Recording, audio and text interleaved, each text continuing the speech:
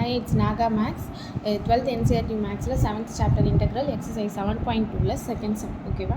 இப்போ last some நம்ம பார்த்தோம்ல அதே மாதிரி தான். லாஸ்ட் சம்மில் நம்மளுக்கு sin 2x கொடுத்துருந்தாங்க ஃபஸ்ட்டில். இப்போ செகண்டில் எனக்கு cos 3x கொடுத்துருக்காங்க. இது நம்ம டிஃப்ரென்ஷியேட் பண்ணோம் அப்படின்னு சொன்னால் நம்மளுக்கு சைன் கிடைக்கும். காசை டிஃப்ரென்ஷியேட் பண்ணால் நம்மளுக்கு சைன். அப்போ இன்டகிரேஷன் ஆஃப் இது வந்து இதோட formula integration of cos 3x dx is equal to காசை இன்டெக்ரல் பண்ணும்பொழுது எனக்கு sin 3x கிடைக்குது. பை இங்கே எக்ஸ் இருக்கிற டேர்மில் எனக்கு 3x இருக்குது. அப்போ என்ன பண்ணுவோம், டெரிவேட்டிவில் நான் மல்டிப்ளை 3ன்னு போடுவேன், இதில் நான் ப்ளஸ் 3ன்னு போட போகிறேன். சாரி, டிவைடட் பை 3ன்னு போடுவேன், பை 3. ஓகேவா? இப்போ cos 3x நான் டிஃப்ரென்ஷியேட் பண்ணும்போது எனக்கு sin 3x ப்ளஸ் c தான் ஆன்சர். ஓகேவா? இதான் நம்ம செகண்ட் சம்மோட ஆன்சர். இது ஒரே ஸ்டெப்பில் போட்டுவிட்டேன். நீங்கள் லாஸ்ட் சம் போட்ட மாதிரியே என்ன பண்ணணும், இந்த கொஷின் எழுதி by the method of inspection எழுதி differentiate of sin 3x by 3 equal to cos 3xன்னு எழுதணும். அடுத்தது antiderivative of sin 3x by 2 cos 3x is அப்படின்னு போட்டு இந்த ஆன்சரை நீங்கள் எழுத வேண்டியதான். அப்படி ஸ்டெப் பை ஸ்டெப்பாக செய்யுங்க. நம்ம இப்போ கண்டினியூஸாக பார்த்துடலாம். இது எல்லாமே இந்த 1 மார்க் சம் மாதிரி தான் இருக்கும். அதனால் நீங்கள் புரிஞ்சுக்கிறீங்கன்னு நினச்சி நான் அடுத்தடுத்து செஞ்சேன். தென் e ஆஃப் 2x. இந்த e எக்ஸ்போனன்ட்ன்றது வந்து எல்லாத்துலேயுமே நம்மளுக்கு சேம் தான். ஓகேவா? நம்ம இதை டிஃப்ரென்ஷியேட் பண்ணாலும் இன்டெக்ரல் பண்ணாலும் நம்மளுக்கு என்னது இதே டேர்ம் தான் வரும். அப்போ integral of e 2x dx equal to என்ன கிடைக்கும், இதை நான் இன்டெக்ரல் பண்ணேன்னா எனக்கு இதே டேர்ம் தான். பட் எக்ஸ் இருக்கிற டேர்மில் எனக்கு 2x இருக்குது. அப்போ இதை நம்ம டிஃப்ரென்ஷியேட் பண்ணோன்னா எனக்கு பை 2 ப்ளஸ் c. ஓகேவா? நான் உங்களுக்கு வேணால் இங்கே அதோட ஃபார்முலாவை மட்டும் நான் எழுதிடுறேன். e of x dx is equal to a of x. இந்த லாஸ்ட் சம்முக்கு integral of cos x dx ஓட ஃபார்முலா வந்து எனக்கு sin x. ஓகேவா? ஜஸ்ட் இந்த ஃபார்முலா மட்டும் நான் இங்கே எழுதியிருக்கேன். நீங்கள் இந்த ஃபஸ்ட்டு சம்க்கு நம்ம எப்படி ஸ்டெப் யூஸ் பண்ணுமோ அதே மாதிரி ஃபாலோ பண்ணிடுங்க. தென் fourth one ax plus b the whole square. ஓகேவா? இதில் இப்போ நம்ம இன்டெக்ரலில் பேசிக் ஃபார்முலா யூஸ் பண்ணி இந்த சம் செய்ய போகிறோம். இதை பாருங்கள். இப்போ எனக்கு என்னது, இது வரைக்கும் நம்ம sin x cos x e of 2x இப்படி பார்த்தோம். இதில் எனக்கு 2 டேர்ம் இருக்குது. அதாவது ax ப்ளஸ் b, ஒரு எக்ஸ் டேர்ம் ப்ளஸ் ஒரு கான்ஸ்டன்ட் டேர்ம் த ஹோல் ஸ்கொயர்னு கொடுத்துருக்குறாங்க. ஓகேவா? இப்போ இது கொடுத்தோன்னா நம்ம ஃபஸ்ட்டு சப் என்ன பண்ணுவோம், integral of ax plus b the whole square dx. ஓகேவா? ஈக்குவல் டு இப்போ இதுக்கு பேசிக் ஃபார்முலா என்ன அப்படின்னு சொன்னால் எக்ஸ் பவர் என் டிஎக்ஸ். எக்ஸுக்கு எனிதிங் ஆஃப் பவர் டிஎக்ஸ்ன்னு இருந்துச்சு அப்படின்னு சொன்னால் எக்ஸ் பவர் என் ப்ளஸ் 1 மேலே பவரில் நம்ம என்ன பண்ணுறோமோ அதே எனக்கு கீழே டினாமினேட்டரில் வந்தோம். ஓகேவா? அப்போ x power n dx is equal to x n plus 1 by n plus 1. ஓகேவா? இப்போ எனக்கு எக்ஸ் இருக்கிற டேர்மில் எனக்கு இந்த டேர்ம் இருக்குது. ஓகேவா? அப்போ இது எப்படி எழுதலாம், ax ப்ளஸ் b. n வந்து எனக்கு இங்கே 2 இருக்குது. அப்போ 2 ப்ளஸ் 1 பை 2 ப்ளஸ் 1. அப்போ ax plus b the whole cube by 3. ஓகேவா?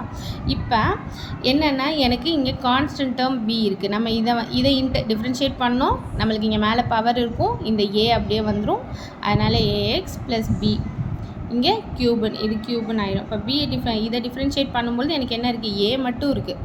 இதை டிஃப்ரென்ஷியேட் பண்ணால் நம்மளுக்கு கான்ஸ்டன்ட் டேர்ம் ஒன்றும் கிடையாது. இதை டிஃப்ரென்ஷியேட் பண்ணும்போது a இருக்கும். அப்போ நம்ம டிஃப்ரென்ஷியேட்டில் என்ன பண்ணுவோம், டாட் மல்டிப்ளை அந்த டேர்மை எழுதுவோம். பட் இங்கே நம்ம என்ன பண்ணுவோம், டிவைடில் எழுதுவோம். அப்போ இதை நான் டிஃப்ரென்ஷியேட் பண்ணும்போது எனக்கு a இருக்குது, அதை நான் கீழே டிவைடில் எழுதுகிறேன். அப்போ என்ன ஆயிரும், ax plus b the whole cube by 3a 3 into a plus cன்னு ஆகும். கரெக்டாக? இது புரிஞ்சிருக்கும்னு நினைக்கிறேன். அதாவது டிஃப்ரென்ஷியேட் பண்ண டேர்மை நம்ம டிஃப்ரென்ஷியேட்டில் மல்டிப்ளை பண்ணுவோம். அதாவது இங்கே நம்ம டிவைடட் பை 3ன்னு போட்டோம்ல, அதை 3xை டிஃப்ரென்ஷியேட் பண்ணி எனக்கு வர டேர்மை டிவைட் பண்ணேன். அதே மாதிரி இங்கே நான் எக்ஸ் டேர்மில் உள்ளதை டிஃப்ரென்ஷியேட் பண்ணி வர டேர்மை இங்கே டிவைட் பண்ணியிருக்கோம். ஓகேவா? அதனால தான் இது a3ன்னு ஆகுது. Then fifth some sin 2x plus 4e power x. ஓகேவா? இப்போ எனக்கு இதில் 2 டேர்ம் இருக்குது. அதாவது இது வரைக்கும் நம்ம ஒரே டேர்மாக இருக்கிறது தான் பார்த்தோம். இப்போ இதில் 2 டேர்ம் இருக்குது. இப்போ இதை நம்ம டிஃப்ரென்ஷியேட் பண்ணும்போது integral of sin 2x minus 4e power 3x is equal to இப்போ இந்த இன்டெக்ரல் ஃபுல்லாக இருக்குது. இருக்குது. அதை நம்ம ரெண்டாக பிரிச்சுக்கலாம், 2 டேர்ம் இருக்கிறதுனால. அப்போ என்ன பண்ணலாம், integral of sin 2x minus 4 into இங்கே dx, எல்லாத்துக்கும் dx எழுத மறந்துடாதீங்க, minus 4 into e of 3x dxன்னு 2 டேர்மாக பிரிச்சுக்கிட்டேன் நான். அதுக்கப்புறம் என்ன பண்ணலாம் அப்படின்னா, இந்த கான்ஸ்டன்ட் டேர்ம்ஸ்லாம் வெளியே கொண்டு வந்துடுவோம். அப்போ உங்களுக்கு ஈஸியாக இருக்கும். ஓகேவா? அப்போ integral of sin 2x dx minus 4 into e of 3x dx. இப்போ இது ரெண்டுக்குமே நம்மளுக்கு ஃபார்முலா தெரியும், அப்படி தானே? அப்போ என்ன ஆகும், இன்டெக்ரல் ஆஃப் sin dxோட ஃபார்முலா வந்து எனக்கு மைனஸ் cos x, தென் e பவர் x. இதுக்கு ஃபார்முலா வந்து e of x dx is equal to e of x. இப்போ இந்த 2 ஃபார்முலாவும் இங்கே யூஸ் பண்ண போகிறேன். இங்கே எனக்கு என்னது, sin x தான் இருக்குது, அப்போ எனக்கு cos x கிடைக்கும். பட் நம்மளுக்கு இங்கே வந்து sin 2x இருக்குது. sin 2x இருந்துச்சு அப்படின்னு சொன்னால் என்ன ஆகும், எனக்கு cos 2xன்னு ஆகும், டிவைடட் பை 2ன்னு வரும். தென் எனக்கு இங்கே e of x இருக்குது, எனக்கு e of x தான் வரும். பட் எனக்கு இங்கே நம்ம கொஸ்டினில் என்ன கொடுத்துருக்காங்கன்னா e of 3 into x. அப்போ இதை டிஃப்ரென்ஷியேட் பண்ணும்போது நம்மளுக்கு 3 வரும், அதை நம்ம இங்கே டிவைடட் பைன்னு எழுதணும். அப்போ e of 3x divided by 3ன்னு எழுதுவோம். அப்போ இந்த இதை இன்டெக்ரல் பண்ணேன்னா எனக்கு வர்றது என்னது, மைனஸ் காஸ், இங்கே 2x இருக்குது, அதனால் இங்கேயும் நம்ம 2x போடுறோம், 2x பை 2.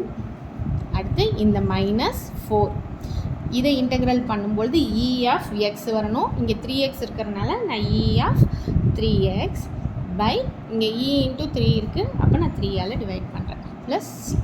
ஓகேவா? இதுதான் இந்த 5th சம்மோட ஆன்சர். புரிஞ்சிருக்கும்னு நினைக்கிறேன். சிம்பிளாக தான் இருக்கும் இந்த சம்மை. எப்போ அப்படின்னா நம்மளுக்கு டிஃப்ரென்ஷியேட் டெரிவேட்டிவ்ஸ் வந்து நல்லா தெரிஞ்சிருந்துச்சுன்னா இந்த சாப்டர் ரொம்ப ஈஸி. ஓகேவா? இப்போ 5 சம்ஸ் பார்த்துட்டோம். நெக்ஸ்ட் வீடியோவில் பார்ப்போம். இந்த வீடியோ உங்களுக்கு பிடிச்சிருந்துச்சுன்னா லைக் பண்ணுங்கள், ஷேர் பண்ணுங்கள், சப்ஸ்கிரைப் பண்ணுங்கள். பாய்.